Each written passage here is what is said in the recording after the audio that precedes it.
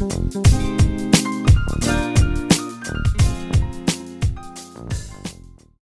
everyone, and welcome to another episode, Conversations That Matter. Today, with me for you is wonderful of newly published book, Unleash Your Inner Money Goddess, Ancient Female Wisdom for Modern Health. Viktoria Chervenkova is today with me, and we will be not talking about money as a value for spending, but what is the wisdom behind and how to find the balance in your life, in the relationship with money. Viktoria, welcome, and thank you very much for being here with us today. Thank you, Magdalena, for having me. It's a real pleasure to be with you today. Inner Money Goddess. I really like the title. It's very complex, and already there, the reader stops and think on the meaning. Inner Money Goddess. What is behind? Well, when I tell people that this book will teach them to manage, their money as the money goddess that they are, they immediately start thinking, oh, okay, which one exactly? Because there are so many goddesses in ancient mythology. We get the Greeks, the Egyptians, Japanese mythology, Nordic mythology, so many. And they wonder, okay, which one are you talking about? Right? And I said, no, that you got that wrong from the start. The thing is, while I am looking at 5 specific goddess archetypes in the book, as you go through each chapter and you get to know each one of them, you'll find little bits of yourself in each goddess. So as you go through the book, and I've had readers come back to me and say that to me, like attest to what I'm about to say.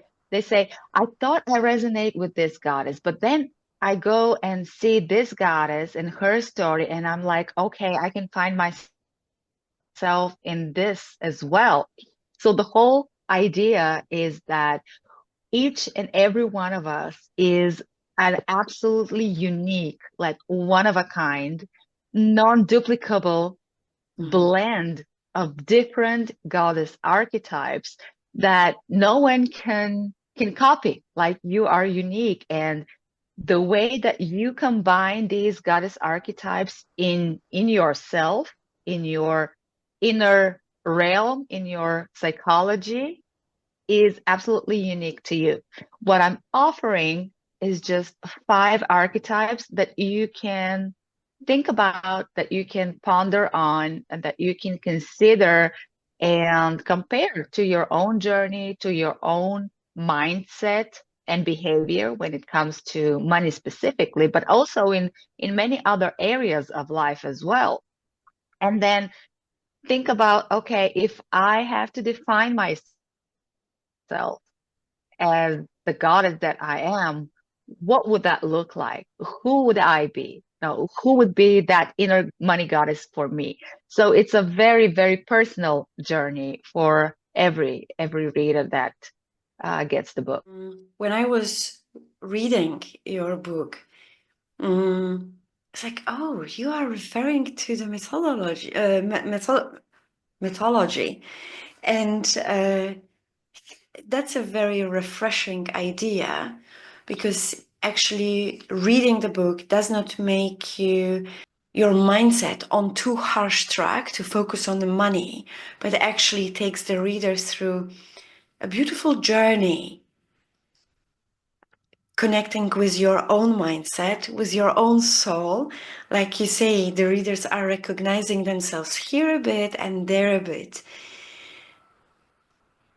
How did you come to the idea to use mythology to write about Well, money? I like to say, yeah, I like to say that I didn't come up with the idea. The idea came to me, because it felt like, as I state in the book itself, it felt like a completely divine download from, I don't know, God, source energy, universe, whatever you want to call it. But I believe there is something greater, that the greater consciousness around us, and it's giving us hints all the time. And it's a matter of having the ability and the intuition to catch those hints and turn them into something that takes a specific shape and form into the physical world. So to share the story of how the book got born and how the idea of telling stories from mythology to tell a financial lesson, it came from the coincidence of two separate events as I was thinking about different ways that I could share my knowledge, my personal experience, and the years of practice managing my family's money and investing. I was really looking for different ways to present what I've already learned. So I was attending, at the same time, I was attending this financial industry conference that was online. And my favorite author on money topics, Morgan Housel, the author of Psychology of Money, which I highly recommend that everybody reads. It's a must read for anyone who wants to understand money and how we behave with money. So he was a guest lecturer on the conference, and he was stating his financial lessons by using real personal stories from people from around the world. And I thought to myself, okay, if I want to share my journey, I want to use this type of storytelling Mm. to to take the lesson, to make it more relatable, easy to understand, easy to process, and easy to apply in our lives. At the very same time as I'm watching this and thinking about it, I look at the book that I borrowed from the library, and it was a book about mythology. It was titled Persephone Rising, and it was talking about gods and goddess archetypes and how we embody these archetypal features and personality traits up Mm. to this day in modern times. And all of a sudden, I have these two things right in front of me, and they speak so loudly, like boom. That's what you're supposed to do. That's how you're supposed to bring your message to the world. It was such a beautiful, beautiful coincidence of how these two things came together. And I've always loved mythology. I've always Mm. been a huge fan since I was a child. I would sit and read everything about Greek mythology and Egyptian mythology in particular. And I said, yeah, I love this. I love this idea. I love working with these archetypes and these timeless bits and pieces of wisdom that are buried inside these stories. And I want to extrapolate those lessons, convert them in their financial meaning, and Mm. present them in a way that people can feel inspired and people can recognize themselves, and this way get motivated to actually take action. Because we can tell all the stories in the world, but if you don't take action, it just stays a beautiful story, right? And you are here, proof for us. If you wouldn't take the action, there wouldn't be this wonderful book is really empowering, especially that in today's world, uh, how we are surrounded by more, and young generation. Not only, I'm not talking about just teenagers, but youth, 20 years old, 30 years old. We are getting into this spiral mindset that we need to chase the money and we need to live for money, which is not always a healthy, or which is not always taking us on a healthy track, because there will be side effects that are having a negative impact on us. You speak about the wisdom, and here you took the action, you got a call, you understood that you have the things in your hand. So you need to take the action. You cannot miss it. Similarly with the money. We have a money, we go, and very little attention we are giving what is our mindset is saying. We take the action and we buy because we are driven by the emotion. We want to have it. It will make our mood better. We deserve. But it's not always the right decision we take. What's the wisdom behind money?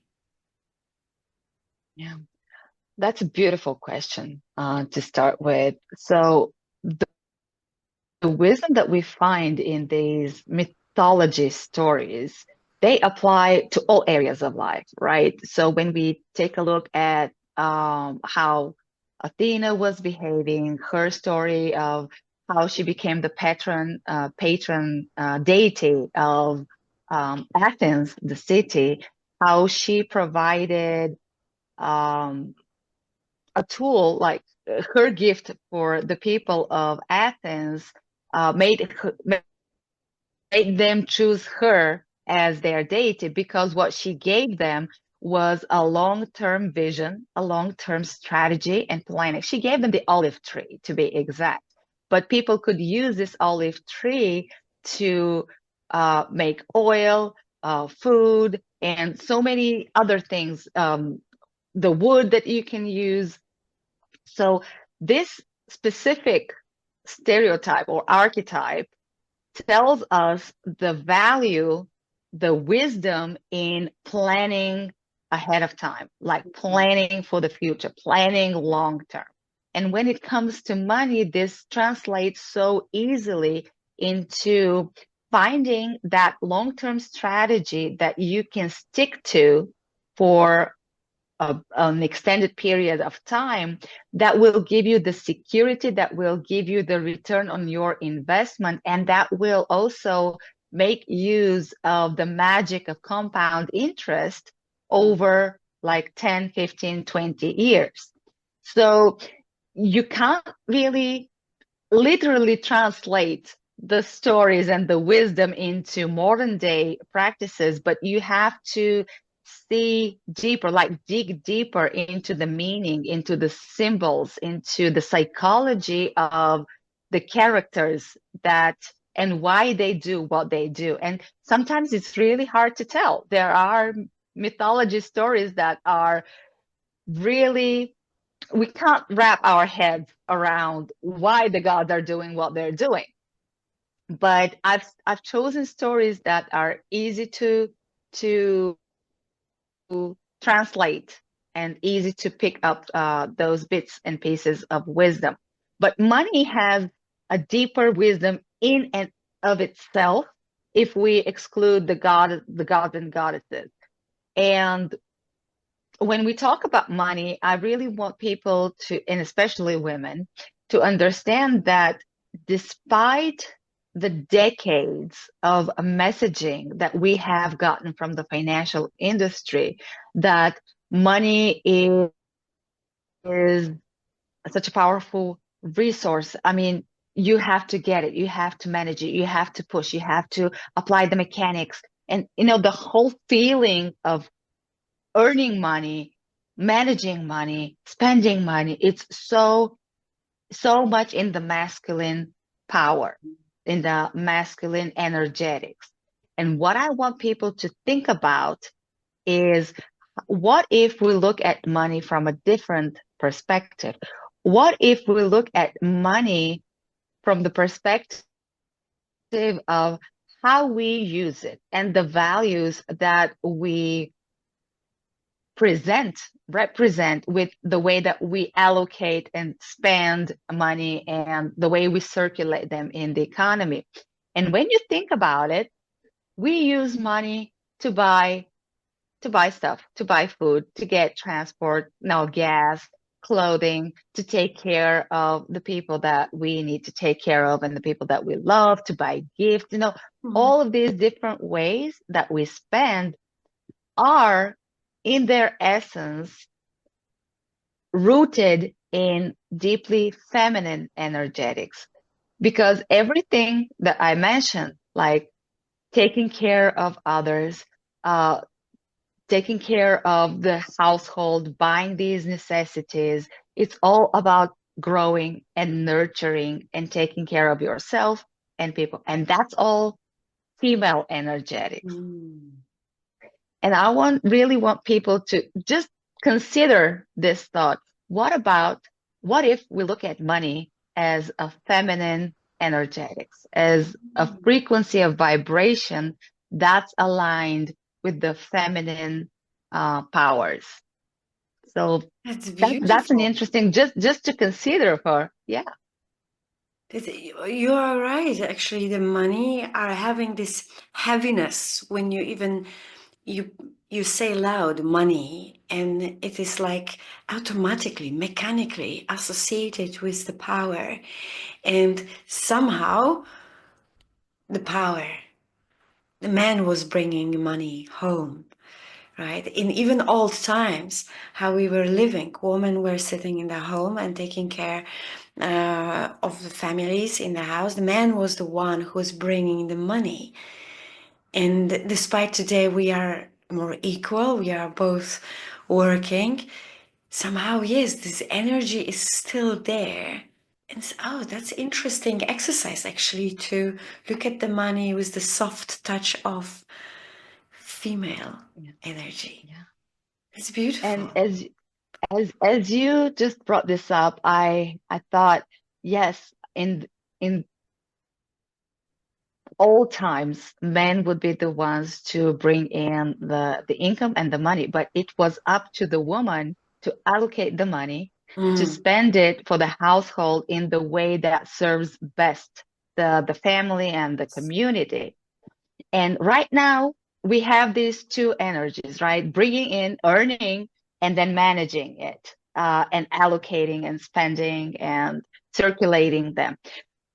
What we see the majority of people around focus on is on the earning, is on getting more, getting a raise, getting as much as we can, and that's all in the masculine side.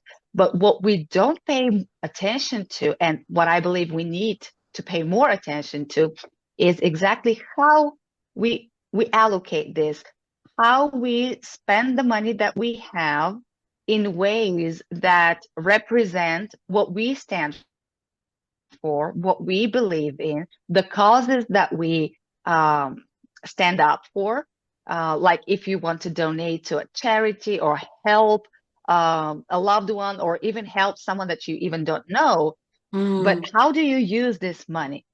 And yes, while the focus is on the hustle and the grind and getting more and more, I see that we don't pay enough attention on how we spend in a conscious value spending methodology. Instead, what we notice is everyone just going out and buying stuff, and some of the stuff you don't even know why you're buying. It's Mm. just this impulse that you need to spend. There are deep psychological reasons into this consumption behavior, and we won't go there. But I just want people to just stop for a second, pause and just think about, am I parting with this money to get a product or a service or an experience that's bringing me real value, real satisfaction, and long-term fulfillment? Just asking this just one question could change your whole spending habits. It's a very basic question. It's in front of every kind of shopping. Do I need that? And when you were talking about right now, yes, before the man was responsible for earning, woman was responsible for managing the money. What is going for Mm. what? Yes.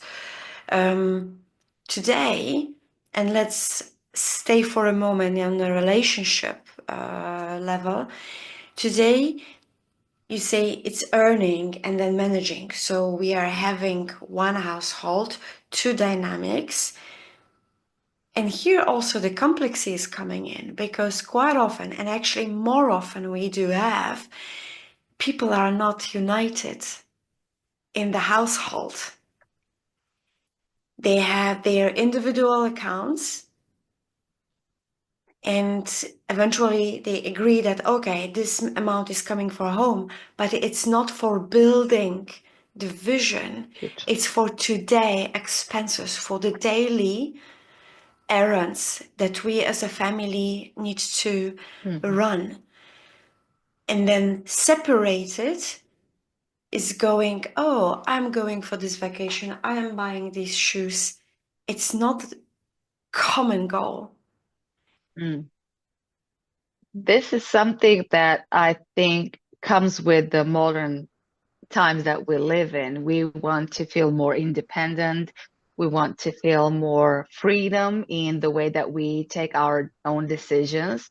But when you are in a family dynamic, when you have a spouse, when you are building a future together, my personal opinion is that you should be bringing everything in together because it's your common future, it's your common decisions. And especially if you have kids together, like you can't keep like your separate bank accounts and both of them say, okay, I'll bring in this much and I'll bring this much and we'll see how, we will manage it, but I'll keep the rest for myself. It's while it does have its place, only in the psychological way of handling our independence and our ability to stand for ourselves, which is, as I said, it is important, but it's also like this boundary, like this border between, okay, where does my individuality stop and where do we come together as one unit, as a family? So the dynamics there are very different for different people. But as a personal example, in my family, we don't have anything like that. I mean, whatever I bring in as income, whatever my husband brings in, we put everything together and we plan for our common goals and our common future and our common vacations. And whenever you need to buy something, you just go and buy it. But yeah, there is a future to build together. Yeah, like even in your title, we do have ancient female wisdom, modern health, modern wealth, and you just said modern understanding of life. It's a bit getting loose because I agree with you. If we become a family, we shall have a purpose, a long-term purpose, building together. If you are investing outside but not inside, you can't actually expect that something good will come out of it. You may stay for 50 years together, but usually it's not that the happiness is keeping you together. Because once the money are connecting us, it's everything connecting us, the emotions, the being, again, the purpose, the vision, and the joy of achieving together something, right? Even common vacations with the family. Since we are here around building the relationship and having the value in the relationship around the money, how women are building the relationship with money? How do we do Oh, that? oh, that's tough. Okay. So, where do I start with that? It's so complex to start with. And let me start with something that's common for both men and women, and then we'll diverge Mhm. into the female viewpoint. Every one of us, man, woman, doesn't matter. When we come into life, we come with a whole heritage of money stories, money beliefs, money habits that we are taught that have been passed on to us from our parents, from our extended family, from the environment around us, the culture, the country, the the cultural psychology that you are growing up with. Mm. So you have this whole package of a specific money mindset that you grow up with and you take with yourself into your adulthood. And it's not until you sit down and think about what you believe to be true about money that you can actually start to unpack and unravel all these stories that you have about money. And these are very different for all of us, but there are some common um, features. Like, for example, we've all heard the saying that money doesn't grow on trees, right? Mm. So you have to hustle, you have to go after it because it won't just come to you, right? And there are many, many other stories like this that we have internalized that we believe to be true. But there comes a point when you need to start asking questions like, is it really true? Can I see an example in this world that actually says otherwise? That's the moment when you start to explore your relationship with money. Even before you start managing it, Mm. converting those stories, you first need to notice them. You need to even sit down, write down what you believe to be true about money, about wealth, about rich people. What is wealth to you? What does it mean? How Mm. much money do you need to feel wealthy and to live a wealthy life? All of this you need to sit down with yourself. Now, that's common for both men and women. Now, for women specifically, we come in this money mindset work with additional baggage and additional stories on top of what's common for all of us. And Mhm. a lot of these thoughts, a lot of these thought patterns have to do with our role as a woman, as a mother, as a daughter, as a sister, as a wife, and all these different roles that we have in everyday life. So at one point, you might be facing a story that tells you that you are not good enough, that you are not good with math, you're not good with money, so you better leave it to somebody else to manage. And that's a very crippling story to believe in. No, it is not a magic. We need to reschedule or continue our interview in another day because, as we all love technology, technology also loves to make sometimes tricks. And because of some technical errors, unexpected, we just decided that we meet another day to continue a wonderful conversation. Welcome again, Victoria. I'm very happy to have you, and thank you very much for enabling to meet again to continue the discussion. And Absolutely. we finished about the relationship with money. So we are Yes. all waiting how it is with us and our relationship with money. Yeah, that's a beautiful question. We talked about relationships within the family and how when you spend your life with a significant other, you are building this whole future together, then it's important to build that future with your common finances pulled together, like income and everything. But before that, there is a step back that we need to take before we explore the relationships within the family, the family dynamics with money. It's crucial to know our own internal dynamic with money, our own internal relationship with money. And in most cases, with people that I know around me or in the virtual world, we don't pay that much attention to these this relationship. We talk about our relationship with our kids, our friends, our family, parents, and all of that. And we can dig deeper into those relationships when we express our feelings or when we plan things together and just share how we feel in the company of these people.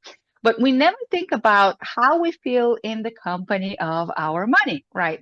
How we um, appraise this relationship. What does it mean to us?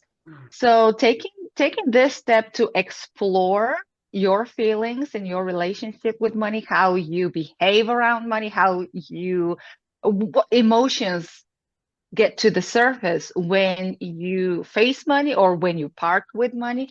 That is very, very interesting. And it's a very individual dynamic for every person because the way we grow up with the concepts of money is so different. We have these common threads when we talk about, for example, growing up with a poverty mindset or an abundance mindset. That's in the general terms. But when we dig into the details, we all have a different life story, right? We all have different experiences that we go through. And based on that, we tend to build our relationship with money based on these stories, based on these experiences. So we can't give like a one size fit all, recipe or model of how these relationships work specifically with finances.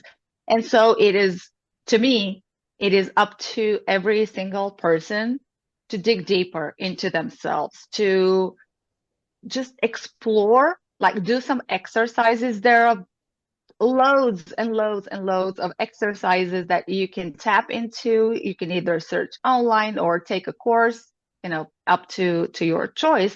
But these will guide you to through the steps to understand your relationship with money on a deeper level.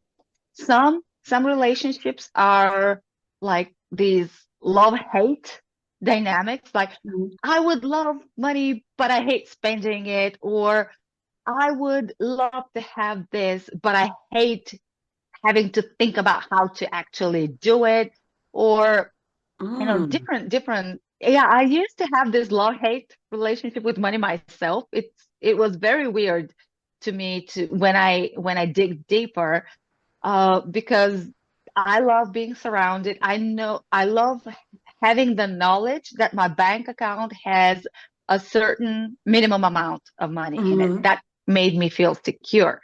And so when I had to tap into these resources and, spend on something or invest in something, I would have this feeling of hating that moment when I have to part with the money.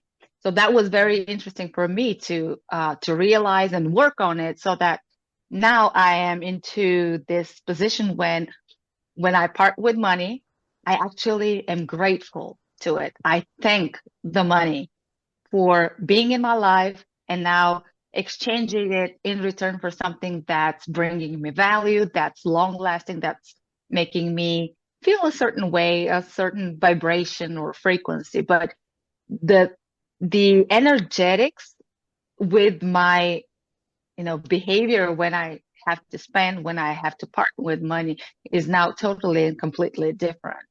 It's interesting to think that we eventually can have emotional relationship with money, although most of us most probably are considering money either we are worrying, and then might be that we are creating the negative energy around that because worrying is overwhelming, or we are happy because we do have money and we can spend that money.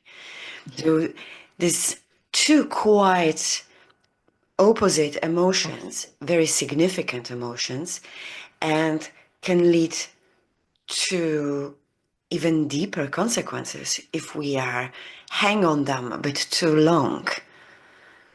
Yeah. Um, All relationships with money are very emotional. And as you said, they have a deeper significance, especially as we have kids in our lives and we actually transfer our emotions and our feelings about money over to them because they would grow up with, what they inherit from Mhm. us as the kind of relationships that they would then duplicate in their own lives. It's like the patterns that you get from your parents, not Mhm. only in the way that you deal with money, the way you feel about wealth and getting rich, for example, that's a taboo in many families. Like when there is this certain notion that rich people are greedy or evil or something like that, this gets passed on to the next generations and they grow up with this mindset. And similarly, when our kids watch us, how we behave in our relationships with other people, with our spouse, even the way we Mhm. talk, the way we hug each other, or the way we scream at each other, all of that gets imprinted into the kids' minds and then gets replicated later on in their life. Absolutely same with money patterns. So it is important for us to understand how and what we transfer over to the children. And the saying, if you want to change the world, you can't change the world, change yourself. Or if you want to Mhm. teach your kids something, you have to become that something. You can't just tell them what to do. You need to embody the lessons. Building the relationships, and we are focusing on that, the elements, what kind of components, what kind of emotions we are putting, what kind of quality actually we are adding to build a relationship with other people, with our family, and how this family life is shaped. Little we think about that there is relationship we don't take care, which is with money. But if we are thinking from the deeper perspective, the quality, the way how we are building the relationships in the family with the kids are founded on the quality how we are managing our money and how we are perceiving the role of our money. Because without money, we don't have breakfast. Without money, we don't have holiday. Without money, we cannot go and have ice cream on Sunday afternoon. Mm, So the money are playing very crucial role yeah. on other aspects in our life, yet we are not aware of it, how important they are. Yeah, yeah. And even when we think about it, when we try to, educate our kids on money, we would only do it in the technical aspect, right? For example, if we give our kids a monthly or weekly allowance, we may teach them how to spend it, how to save if they want to Mm. purchase something that costs a little bit more. So we could get into the technical aspects pretty easily. There's not that much to know about this side of managing money, but we don't teach them the emotional side of managing money because we don't know it, because as you said, we put such little effort, if any, into Mm. understanding this dynamic, and so we can't teach it. But yeah, when it comes to the technical, like more, here's what to do, step one, step two, step three, this is, just the math behind money. That's, we know that.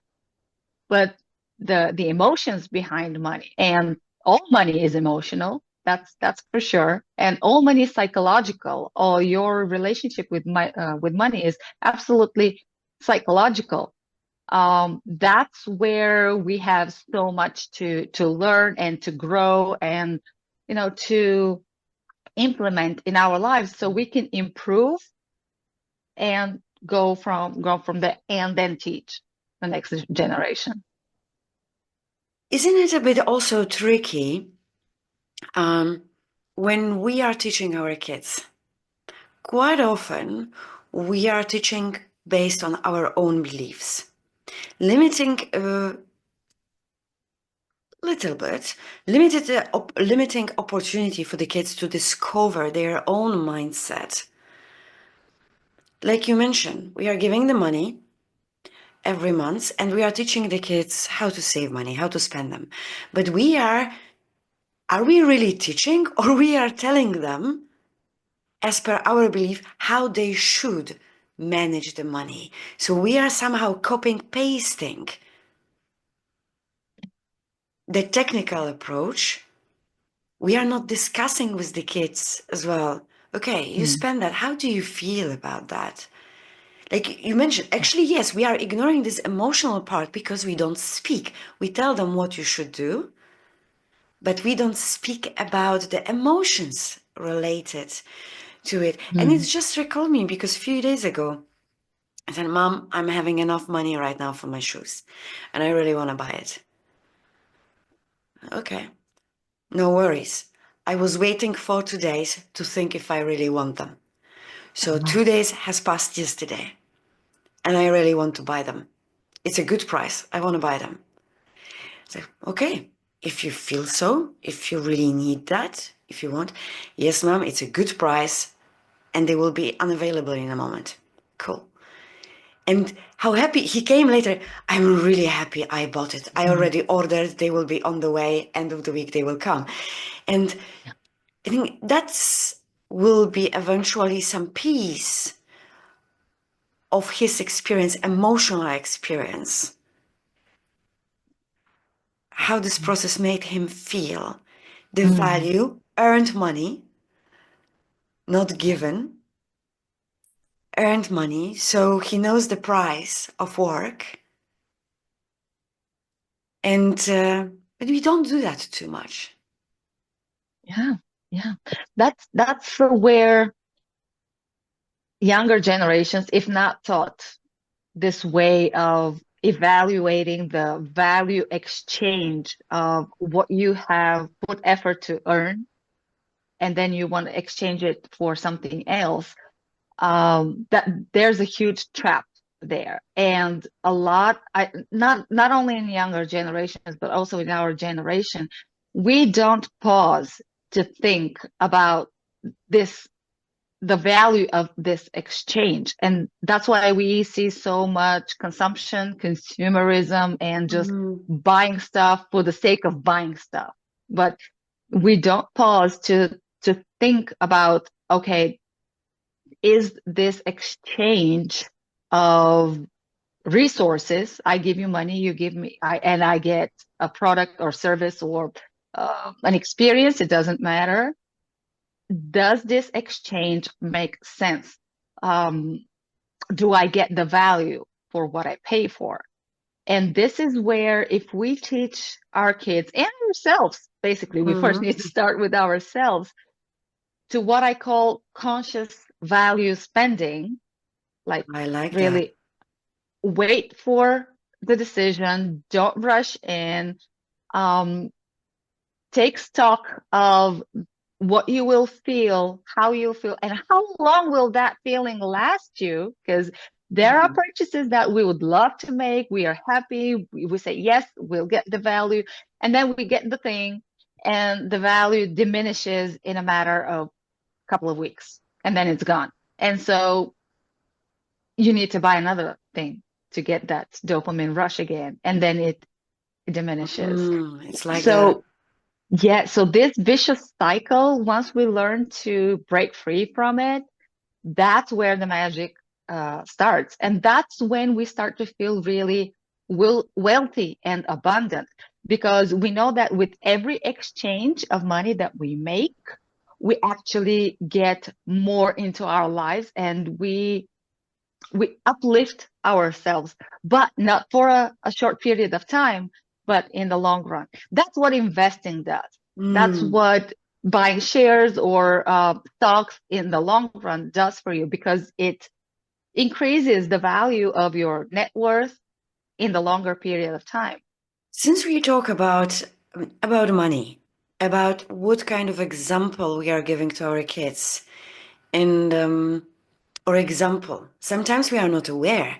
It's just the nature the kids are observing, like we are managing the house, how we are, or if we are cleaning the house, how we are communicating with our spouse. Kids are observing that and they are adapting these kind of patterns, as you said. So it is including how we are managing the kitchen, what kind of meals we are preparing, what is in the fridge, and are we overspending? And kids is observing that whenever mama is going outside the house, she's coming back with 10 bags.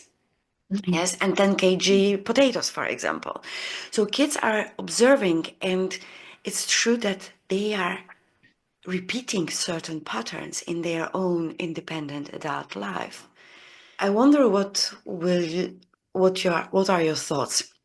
It was many, many years ago, and I was buying to my friend's daughter for birthday a beautiful dress. It was from good shop, branded. It was expensive dress, but I really want it. The girl is so hardworking girl, and very good studying and so on. And I just wish that, oh my God, I see her in that dress. And it's a birthday. I don't do that often, to have expensive gifts for others, but I really felt special about that dress for her. With the next visit, the parents are giving me money back. They thought, they saw the dress, they knew what kind of shop it is. They went back to the shop. They returned the dress, and when I was visiting them next time, they gave me money back. And they said, because we want to teach our kids the expensive clothes, it is not important in life. Mm. I didn't hide how upset I was because all was happening in front of this girl. I only Mhm. told them, you know me, I am not behind expensive things. You know I love your daughter, and what you just did, you told her she does not deserve for good things. With your knowledge, with your work around the money, how would you, yeah, what had just happened? To me, this is like a classical example of the inability to open up to receive abundance Mm. in any shape and form that it may come to your life. Yes, I do understand where the parents come from and how they want to teach their daughter that, expensive things, it's not that important. There are other values in life that are more important. I totally get it. I talk with my daughters the same way. But but when there's an opportunity for abundance to come into my life, to come into their lives, I would never, ever, ever advise on putting a stop sign in front of it. This is telling yourself, as you said, and yourself and people around you, I don't deserve that. I don't have the capacity to process this kind of wealth or abundance or money flowing into my life. So I better just push it away. And to me, yeah, that's a classical example of inability to receive, which in the world of, let's say, manifestation, this would mean that no matter what life gives you, you'll just say, no, no, thanks.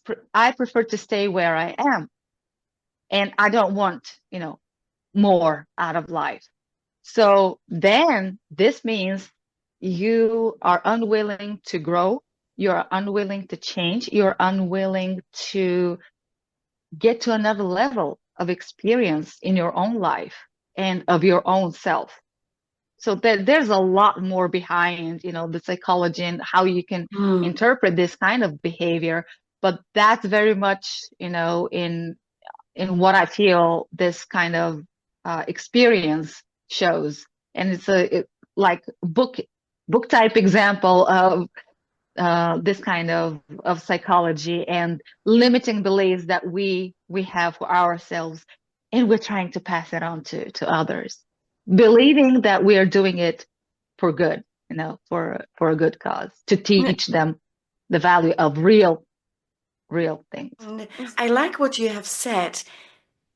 With this kind of act, we are closing the door to receive more. And later on, we are growing with this kind of mindset. And maybe there will be something even I can recognize in myself. That, oh, no, it's not necessarily, no, it's okay, I will pay. It's like I'm protecting myself.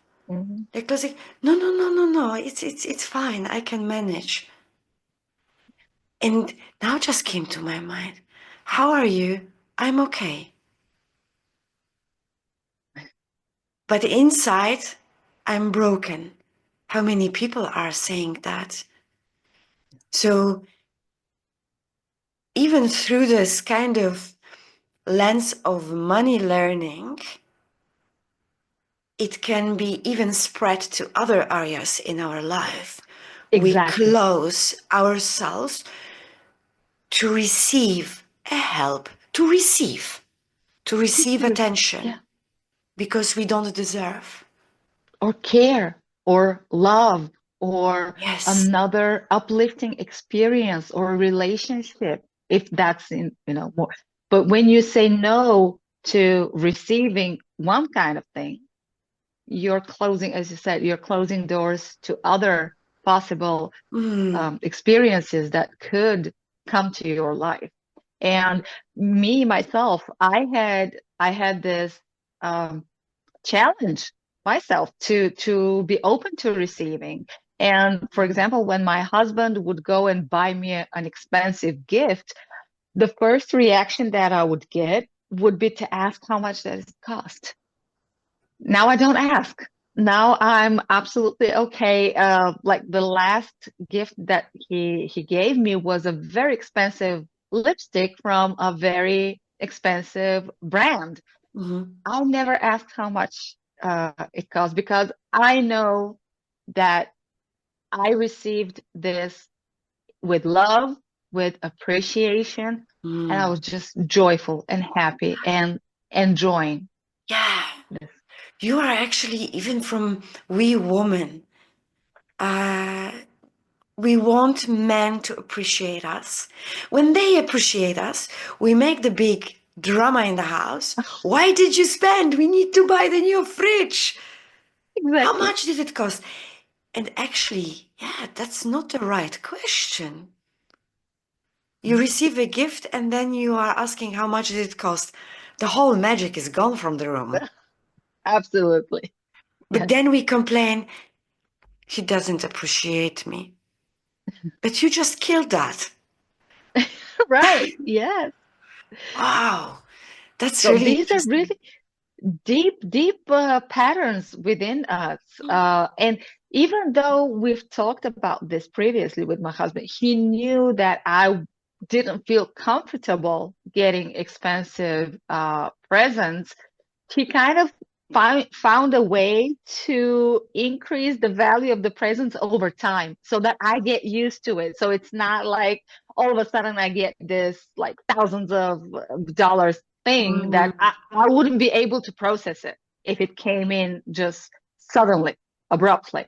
But he had this way of over time increasing the value step by step so I can get used to the feeling and I get used to stepping into this other level of being able to receive this and appreciate it instead of no, that's too expensive, you need to give it back. That's And beautiful. yeah, and And just step by it's step opening process. the door for loving yourself. Yeah. Loving yourself. And for many of us, I think there is a huge and wonderful message we should immediately apply. First of all, we say yes to everything, even broken flower. Yes, I love that. Yes. We have to start from somewhere, right? Yes. And we don't question. If Even husband is coming, or whoever, or wife is coming with some gift or breakfast after some maybe challenging discussion. We receive with no extra talk. We focus on the beauty.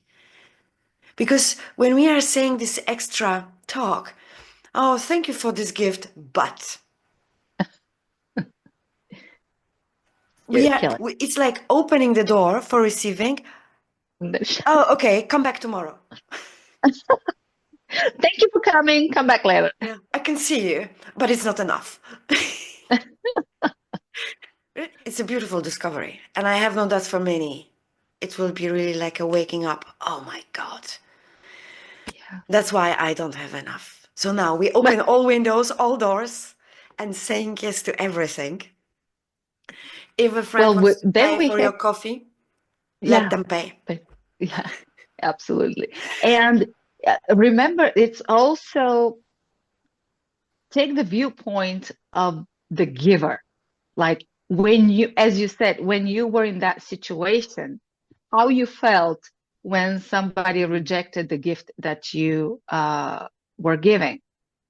And when we put ourselves in the shoes of the giver, then we'll realize that all of this is an expression of love, of care, of appreciation, of them valuing us for who we are. And if it's not coming from a specific person, but just from coincidence and the environment, then maybe we should think about, okay, this is how the universe sends me this beautiful experience because I'm valuable. It loves me. I'm worth it.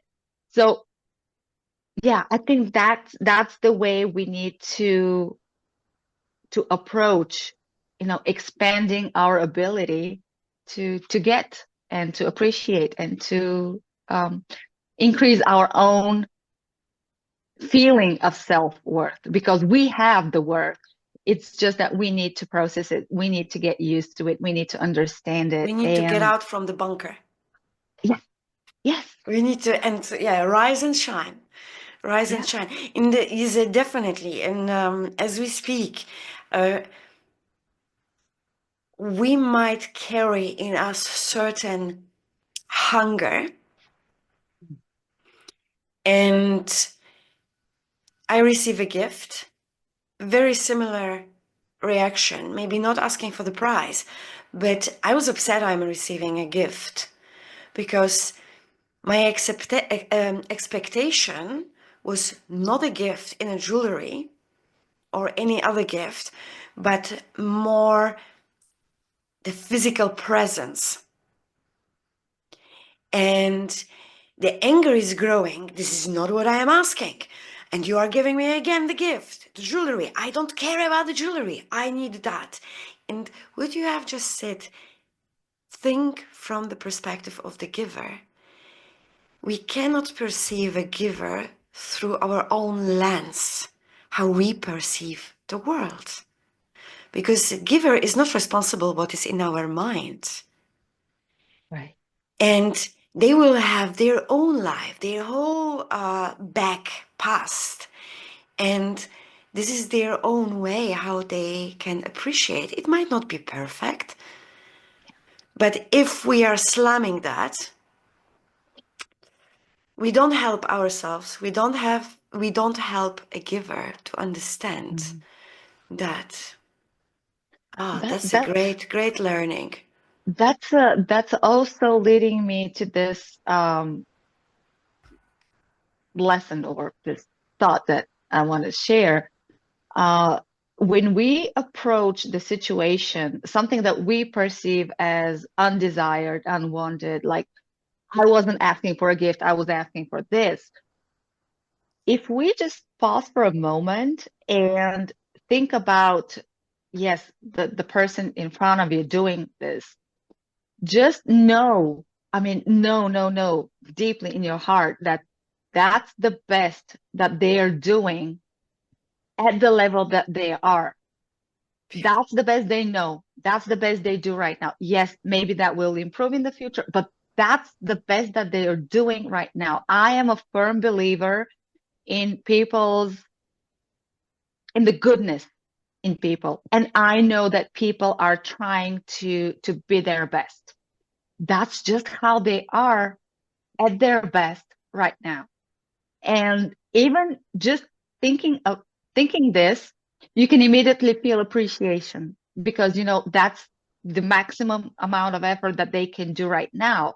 Maybe it will change, maybe it will grow, maybe it will come to this point where I also, appreciate it as much as I want to. But Mm. now, yeah, they they they don't know better. If they know better, they will do better. That's it. But that's the best they can do given this current situation. When we already know, we closed all the doors and we want to open the door, open the window. The first comes wind. How to manifest, how to how to start manifesting. We are seeing that quite a lot on internet, and a lot of people are showing on videos, which from the other hand, more and more we are having those are fake videos, because usually women, very rich, luxury cars, some maybe fake background of Monaco and so on. If you do that for 60 days, I promise you, you will become a millionaire. In That's And then kind of, they ask you to pay like $15,000 to get for it. example, uh, but definitely I believe in energy. And as you even say, this opening, this positivity, perceiving people, perceiving things around us in a positive way, saying yes, accept the giving, recognize, hey, someone opened door for me. Let me get in or let me invite. Yeah, so that's beautiful part. But how eventually internally I can start learning, so I am getting that strength, and Mm. inner wealth is coming first. Yes, yes. Sure. That's where the work starts. First off the inside. I love the analogy that you mentioned, like opening the door and first the wind or the cold air comes in and you can Mm-hmm. feel it. I would use this as a metaphor for the inner work that everyone needs to do because at first it feels scary, it feels intimidating, like that cold air that comes in, Mm. because the first step is to unveil and uncover these fears, these limiting beliefs, these money stories that prevent us from from fully opening the door to receive what the universe, world, life, Mm. whatever you want to call it, God has for us. And this is like the scariest step, but there are so many different ways now that people teach in many different platforms, in many different ways, books, courses, programs that ultimately start with this step because this is the founding step, right? I've seen so many courses on money management that Mm. totally skip this. Like they go directly to the mechanics, like the masculine way. This is what you need to do. This is the technique. This is the strategy. This is the tip. You need to save this much, invest that much. Go directly there.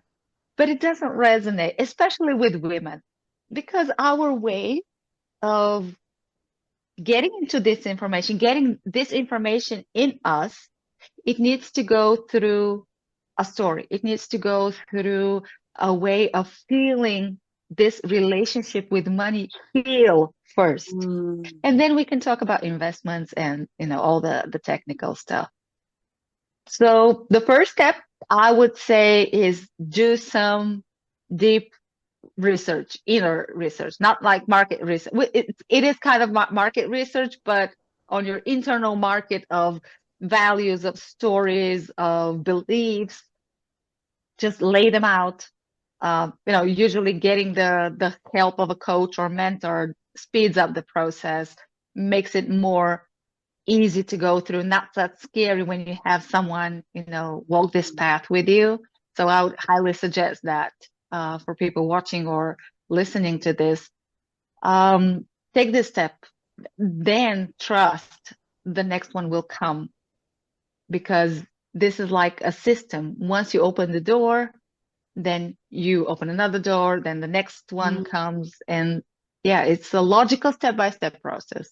And it always starts with your inner self. But we have a tendency to give up quite quickly. Oh, yeah. It's Especially like, when it becomes scary and we feel like we don't want to go there because, all of this overwhelm that comes. especially when we need to, from no, start to say yes. And we are afraid, oh my God, but my parents always told me I should not receive. Always say, no, thank you. Would you like to have a piece of cake? No, thank you. Do I'm you good. want to have some cookie? No, thank you. So it's our huge part of nature. And then suddenly you are 30 years old and these two ladies from the screen are telling, start saying yes. Yes. Well, Yes. But not yes, but not necessary. Maybe one cookie. It's okay. It's okay. But yeah, this is how it works. yeah, And even going using this analogy with the window, very from the physical experience. You open the window and there is a wind. What do? We turn the head, close the eyes, close the window, and we go. But if we will keep the window open, let the wind settle, we will be able to see what is behind. yeah. And not only that, you you get fresh oxygen coming into your life. Like that's the spark. The oxygen is what sustains fire, right? So once you get it in, you get so much more empowered Mm. into and do and achieve what you want to do with your financial life. I love this analogy. Beautiful, really beautiful. Today we stop, give up, we move forward. But how it is with this manifesting? I'm open for money to be given. I'm open to money. Does it really work? Is it possible you can create this inner energy as a magnet for money? Yeah, it Really? is. I am living proof. I am evident. I'm seeing evidence like every day, like even with the small things. It is interesting when you start on this path, um, on manifesting money or anything else that you want. There are so many exercises, so many things you can try and see if this fits you, this resonates with you. But it's also equally as important to start noticing the small signs that will show you you are on the right path. Like I had this beautiful conversation before we met today with a couple of women, and I shared with them that a few days ago, in just one day, I saw three little manifestations show up for me. They were just tiny little bits, but when I combined them all, they were all signs of uh, this is the right direction. This keep doing. It's already coming. Just keep your faith Hmm. in it. So to me personally, it works. For some people, it's just woo woo, doesn't, but there are actually practical takeaways from this manifestation work because it teaches you to become a better, higher, deeper version of yourself, the one that already has what you're asking Hmm. for, what you want to manifest. And even that alone teaches you to improve yourself, to grow, to expand your own limits. And even if that's the only thing you take away, that's absolutely valuable and worth, the time and the effort that you would invest in exploring this path. Mind laundry, 90 degrees. Shake it, shake it, shake it. And let's open certain mind synapses, mind drawers for this kind of changes. And it came to my mind that, as you say, it helps you not only that you are repeating, but to open your mind, to see the sign, especially that we are living in a world of constant noise. Yeah. We are triggered all the time by the physical matters that are around us. And again, we are ignoring this space, this holy space somehow. Calm down, connect with yourself. Yeah. It's just a breath away. Just take one conscious deep breath and you're there. It's so easy, but we simply forget because our days are so busy, so noisy. Something always needs to be done. Something always needs our attention. And especially for us women, that's even more because we have the kids and the Mm, family and the household to take care of. But once you make this a habit, and it doesn't really take long, it takes a minute, a few times in a day to just close your eyes, take a deep breath, reconnect with your inner inner mm, world, inner self. Just feel what it feels like to for this energy to run through your body. A few seconds, release that, move on to your next thing. But these little windows of connecting to your inner energy are so, so precious, even if it's just to recalibrate your attention because now you need to go attend to something else. It's beautiful. This kind of work is foundational for a more stable mental well-being, and it doesn't really require any specific much investment that work. Yes. yeah, yeah. Morning yoga. I'm usually doing yoga with Cassandra. I am watching that channel, and she's usually starting. Find the word that it would be the word for the day, and I Mm, ending up with one word: focus. And like you say, but every day this focus will have different meaning because I have different things on agenda. And when we are going through the day and we find ourselves in the noise, it's like this moment, like, what was the word? Focus. Okay, this is not my focus. This is unimportant thing. Focus. And it's really interestingly disconnecting from what is distracting you, developing some kind of wisdom. It reminds me, from the Bible, Book of Solomon. And it's beautiful. Whatever you want, I will give you. Give me wisdom. We don't ask for these kind of things. We ask, give me more, bigger house, better car, more shoes, and so on, more money. But then if you have a wisdom, like you say, and through the manifestation, you are discovering that wisdom and mm, applying with kind of technical exercises. yeah. And here comes to me The Richest Man of Babylon book. Oh, love it. Yeah. Yes. And this little thing, can you start for the next year, just 10% of your earnings put aside? After 2 months, oh my God, no, I need to take the money. No, no, no. But the combination can indeed bring a beautiful outcome. Yes, yes. That's exactly what I focus in my work. It's both the mindset work, the partly manifestation, partly working with these goddess archetypes that I speak about in my book, and then how you take that, apply that, and you bring in the technical Mm, portion like saving, investing, budgeting, or I should actually say anti-budgeting because my strategy is a little bit different and how you combine the practical stuff with the mindset stuff. Because honestly, I haven't been through a program like this, and this is like the program that I would love to have had available that would combine both. Um, mm, and yeah, but talking about this wisdom, I want to share something and piggyback on something you said a little bit a time ago.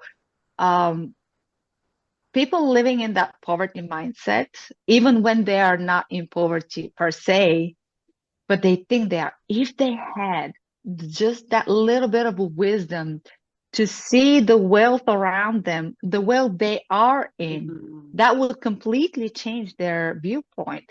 Just a quick example. I live in an Eastern European country. We tend to think we're so poor here. And when I look around and I see 90% of people actually own their home without bank loans. We have one of the highest percentages of real estate ownership without owning money to the bank. That alone is huge, but people don't realize it because we're so used to it. That's just our way of being here. Mm. But if you compare this to a westernized lifestyle where you're always paying rent or you need to take huge amounts 40 of years loans, of pay credit it to a off bank. for now we have this here also happening, but with this twist, we do it to buy second homes or investment real Mm. estate. But when it comes to just covering, the roof over your head, you are taken care of. You have that already. And also we have a lot of free time here. We don't have the hustle and grind culture yet. I Mm. hope it doesn't come over here. Uh, but there's so much wealth and abundance in our life here, and people don't see it. People only tend to see the negative. This is not enough. This is not working. The roads are terrible. And all of that. It is true. You can't deny it, but why focus on it when you have so much better things, so much better experiences that you can honor, you can appreciate them. And by doing this, you actually call in more of it, more to appreciate and to love.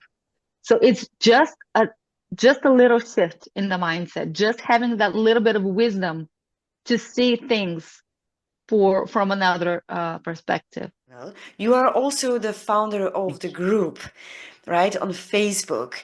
That's the Money Master Moms. Yes. What woman, I'm sorry, gentlemen, only moms invited there. But yes, what moms can find there?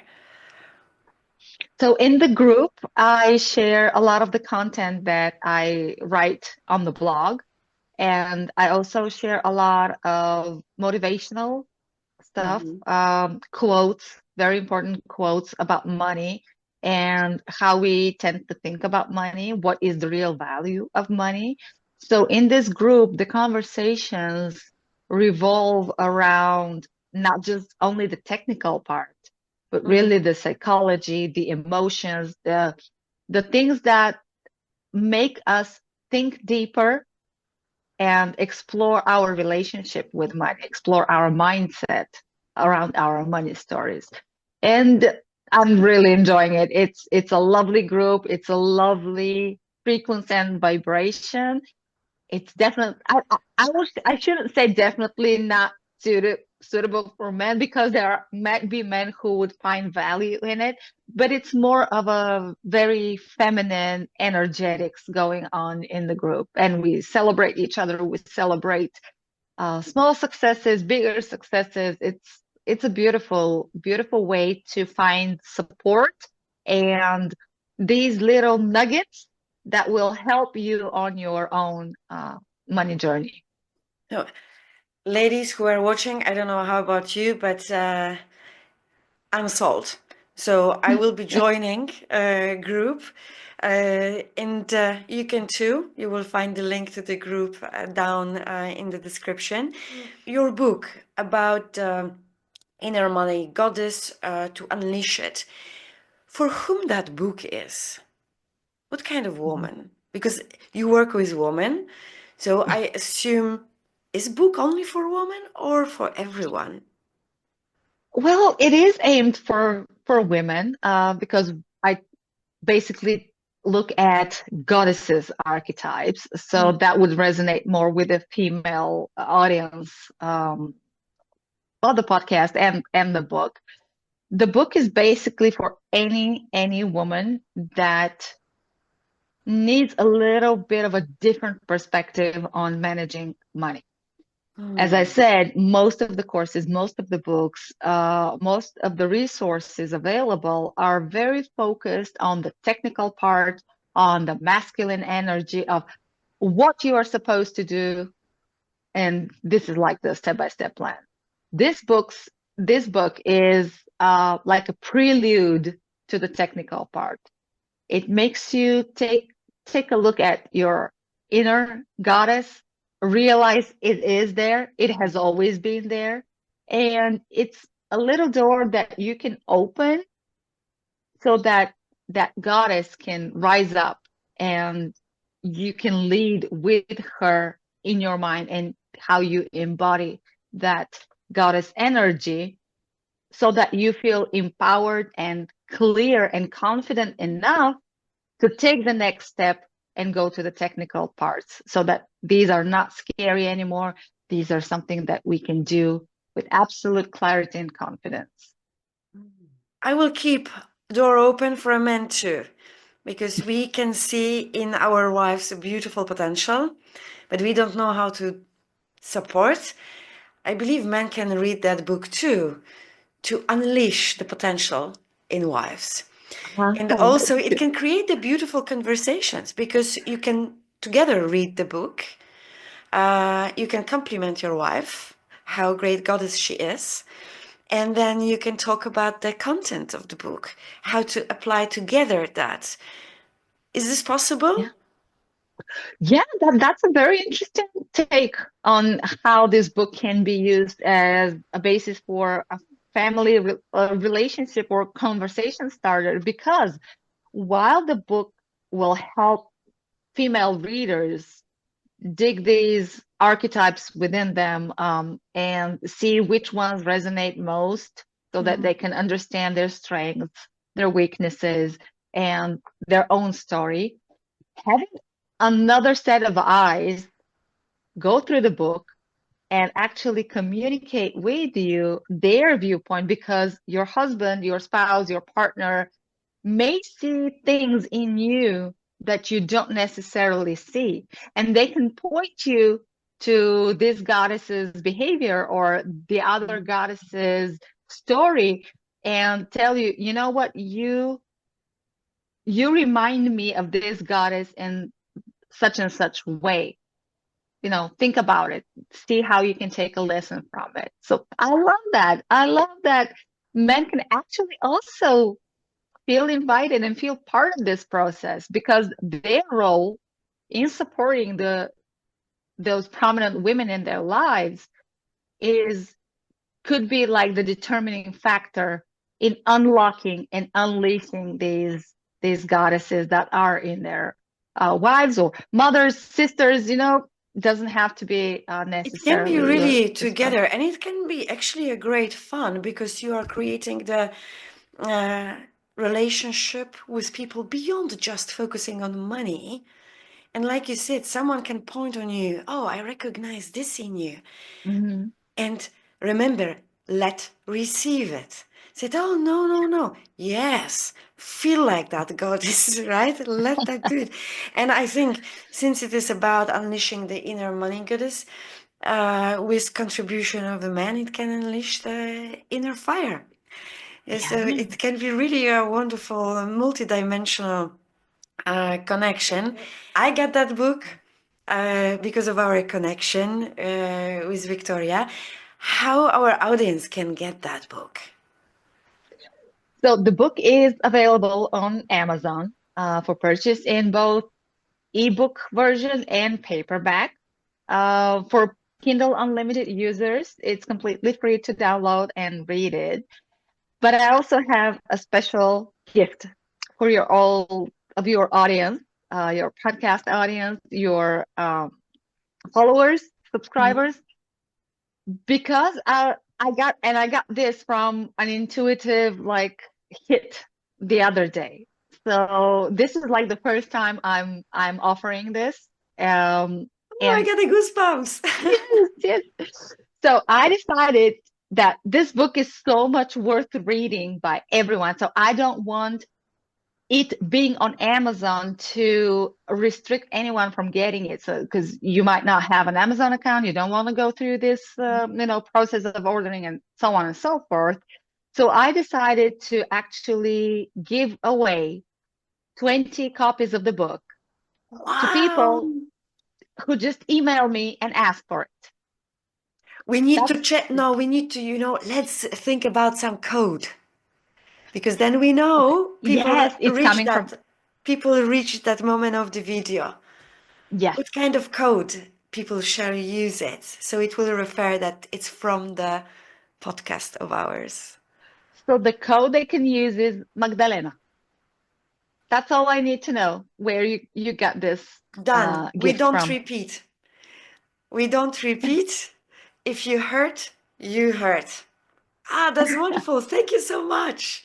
That is really, really amazing. And I have no doubts a lot of people will have women and again, men, families together with mother, with grandmother, do a woman tribe and study the book, work together. That can be, also a good opportunity to connect with your neighbors. Why Hey, not? every Yeah. Friday afternoon, 5 p.m., let's talk about This goddess, then the next goddess. Next week is next goddess. yeah, Beautiful. Yeah. right? It's oh, okay. It's So amazing. really Yeah. inspiring. Yeah. All connections to Victoria you will find also in the description. So if you want to work with Victoria, you want to discuss, you need special guidance to unleash your inner goddess, twist your mindset, and eventually how to open your locked windows in the house, the mental house, then feel free to connect with Victoria. She will guide. Definitely, again, I will highlight Money Master Moms group on Facebook. I do hope we can see each other there. And what will be your message to the world? My message is that there is a goddess in every woman. And it only takes just a little bit of seeing things in a different perspective to start unlocking the power of that goddess inside of you and be ready for the amazing, amazing things that will follow from it. I love that. I love that.